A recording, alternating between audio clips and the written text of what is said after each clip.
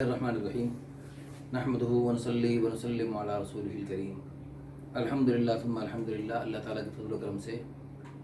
اللہ تعالیٰ کی بڑی مہربانی سے اللہ تعالیٰ نے ہمیں بے شمار نعمتوں سے نوازا۔ ہم اللہ تعالیٰ کی نعمتوں کا شکریہ تو کیا ادا کریں گے، ہم گن بھی نہیں سکتے۔ یہ اللہ تعالیٰ خود ارشاد فرماتے ہیں وَإِن تَعُدُّوا نِعْمَتَ اللَّهِ لَا تُحْصُوهَا، اگر تم میری نعمتوں کو گننا چاہو تو گن نہیں سکتے۔ ہم شکر کیا ادا کریں گے، اور اگر شکر کریں گے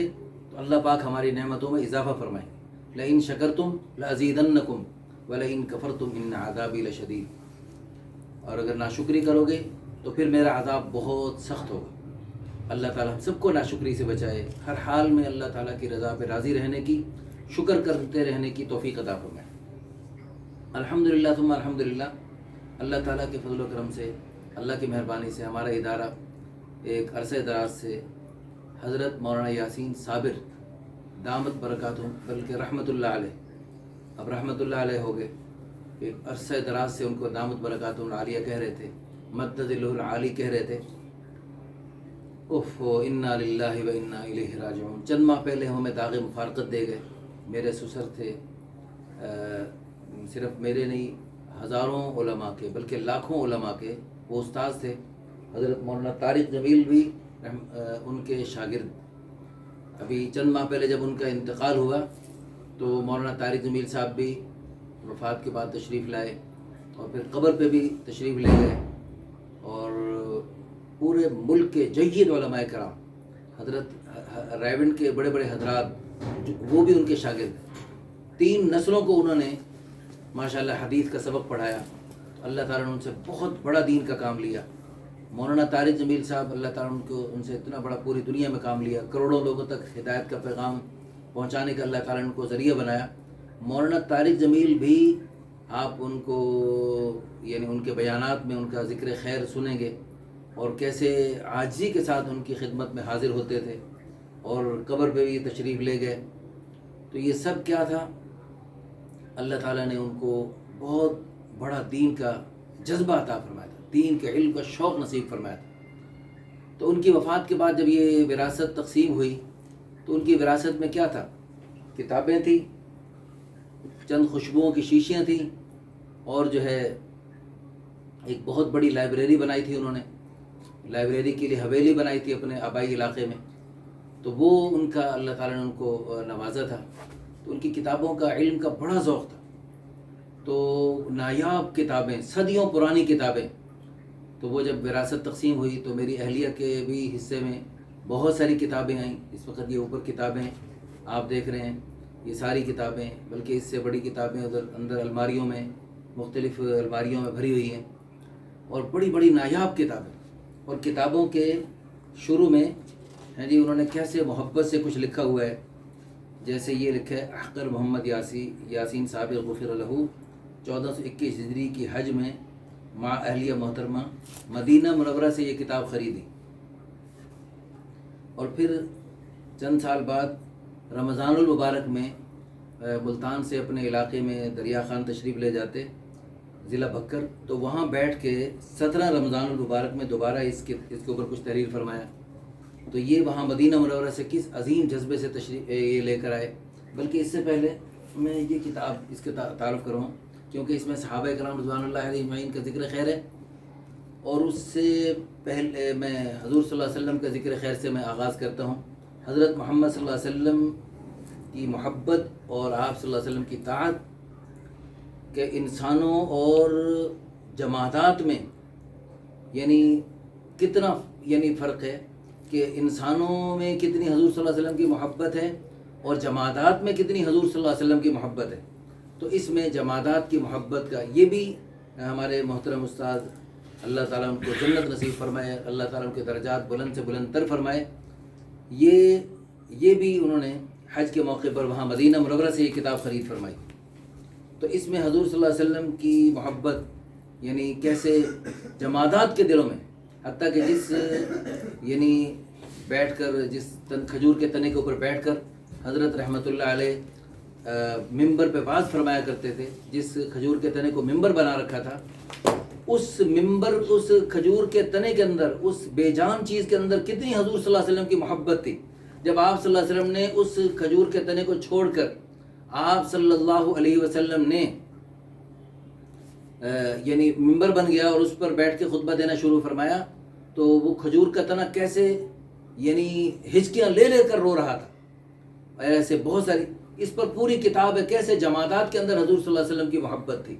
اور حضور صلی اللہ علیہ وسلم کی محبت ہونے کا کیا فائدہ ہے، اور آپ صلی اللہ علیہ وسلم کے اطاعت اور محبت میں کمی ہو تو اس کا کتنے نقصانات ہیں۔ اس قسم کی باتیں بہت محبت بھرے انداز میں مدینہ منورہ کی ہی کوئی شیخ تھے، انہوں نے یہ لکھی اور ہمارے استاد محترم یہ لے کر تشریف لائے، اور یہ اس میں صحابہ کرام رضی اللہ عنہم اجمعین کے صحابہ فضائل ہیں، فضائل الصحابۃ کرام رضی اللہ عنہم اجمعین، یہ بھی مدینہ منورہ کے ایک مصنف نے لکھی ہے۔ تو انشاءاللہ ثم انشاءاللہ وقتاً فوقتاً ہم اپنے استاد محترم کی ان کتابوں سے اور دیگر جو کتابیں ہیں، بڑی نایاب کتابیں ہیں، بڑی عظیم کتابیں، صدیوں پرانی کتابیں، ان کتابوں سے انشاءاللہ ثم انشاءاللہ آپ ناظرین کو انشاءاللہ استفادے کا موقع دیں گے،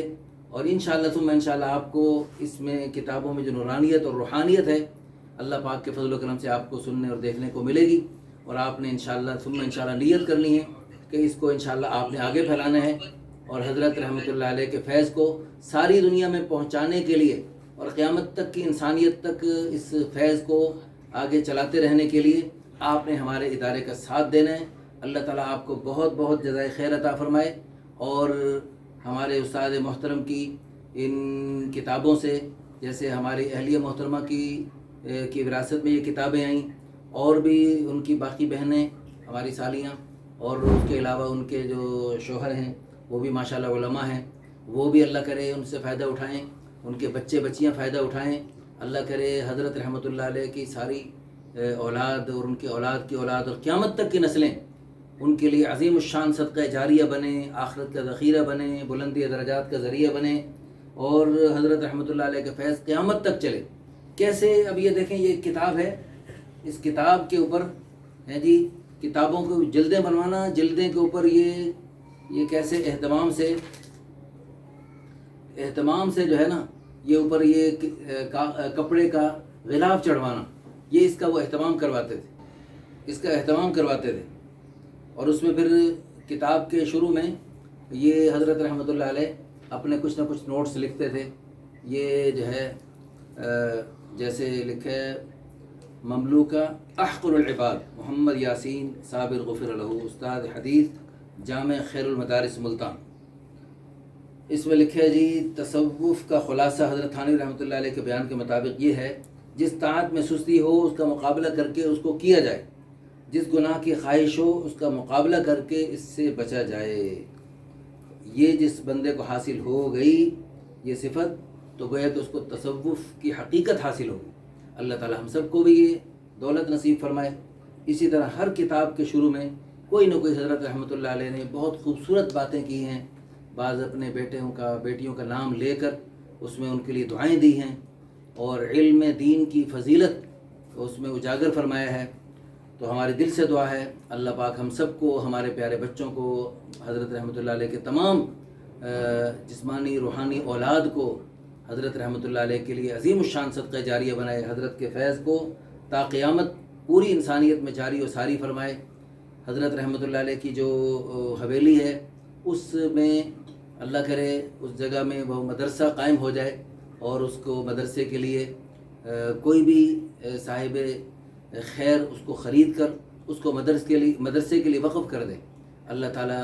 حضرت رحمۃ اللہ علیہ کے فیض کو تا قیامت جاری و ساری فرمائے، ذریعہ کے طور پر ہم سب کو قبول فرمائے اور استعمال فرمائے۔ آمین ثم آمین، وآخر دعوانا ان الحمد للہ رب العالمین۔ دعا کر لیتے ہیں حضرت رحمۃ اللہ علیہ کے لیے، اللہ تعالیٰ حضرت رحمۃ اللہ علیہ کا فیض جاری فرمائے۔ یا اول الاولین، یا آخر الآخرین، یا ذا القوة المتین، یا راحم المساکین، یا ارحم الراحمین۔ اللہم اغفر للمؤمنین والمؤمنات والمسلمین والمسلمات الاحیاء منہم والاموات انک سمیع مجیب الدعوات۔ یا اللہ، یہ ہمارے تمام اساتذہ کرام، تمام مشائخ اعظام، تمام ہمارے محسنین، یا اللہ جو دنیا سے تشریف لے گئے، تیرے مہمان بن گئے، یا اللہ تو اپنے شایان نشان، اپنے لامحدود خزانوں سے یا اللہ ان کا اکرام فرما، ان کو انعامات سے نواز دے، اور ہم سب کو یا اللہ ہم سب کی طرف سے ان کو جزائے خیر عطا فرما۔ یا اللہ ہمیں مانگنا نہیں آتا، بن مانگے عطا فرما۔ صلی اللہ علیہ نبی الکریم وعلی آلہ وصحبہ اجمعین۔